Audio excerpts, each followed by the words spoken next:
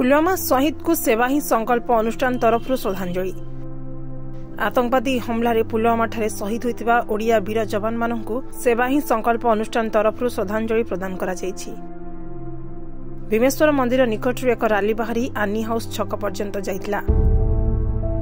एथिरे गणेश बजार व्यवसायी संघर सभापति लिंगराज पृष्टि, ओडिया फिल्म तारका संबित आचार्य, ओडिया कथा बादक प्रकाश एवं बहु मान्यगण्य व्यक्ति विशेष उपस्थित थिले। आनी हाउस छकरे प्रदीप सेवा ट्रस्ट पक्षरु समस्त को स्वागत करने सहित अमर आत्मार सद्गति निमंते दीप प्रज्वलन करा जायतिला।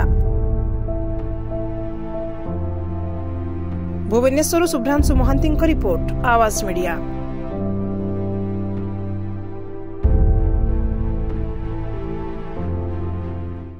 Please subscribe Awaaz Media on YouTube.